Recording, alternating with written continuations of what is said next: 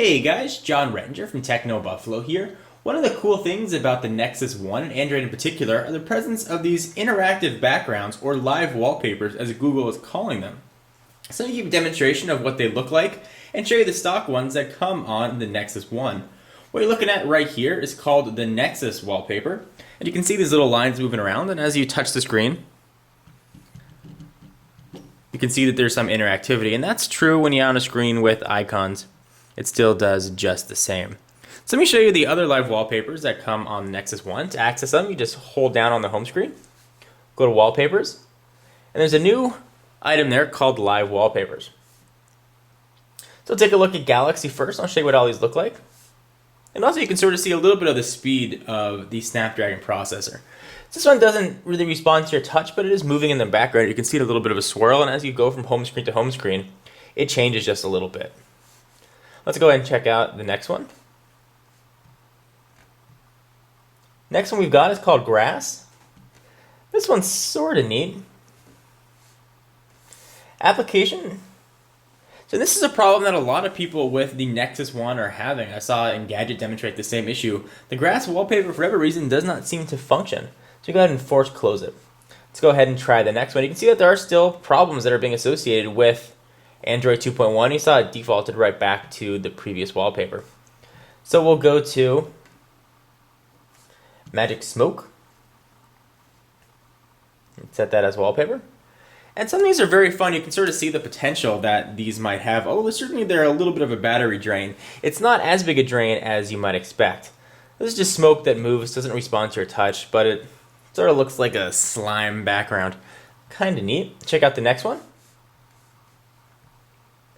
Next one we've got is one called Many, all music visualizations together, slowly revolving 3D.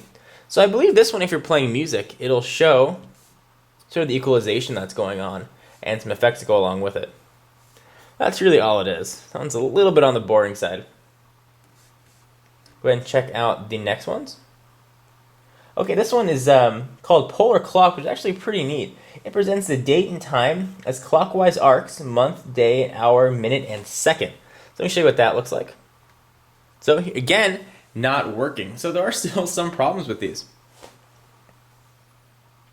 Quit unexpectedly.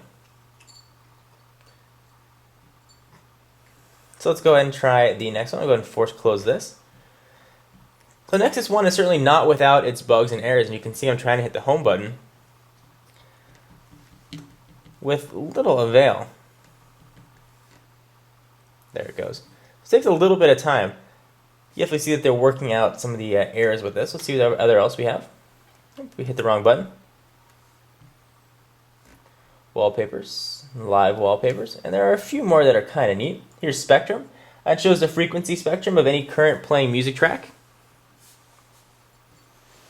And that's about all it does. And as you go ahead and move it along, it'll move a little bit, and if you're playing music, it would bump and grind for you like it's doing right now.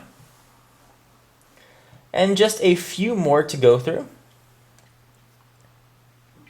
Got View Meter. It simulates an analog sound meter. Doesn't really do that much.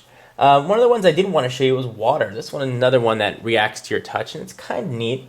Go ahead and set wallpaper. Go to a screen here where I can show you a little bit. You get ripples as you touch it. Kind of neat. You can move the leaves around. They sort of flow. It's mostly just a time killer if you want to play around. Some people find it relaxing. Just one of the other neat features that's found on the Nexus One. As you guys can see, these are pretty handy but relatively useless.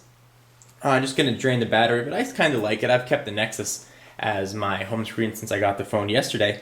But there are still some errors, as you saw with some of the live wallpapers.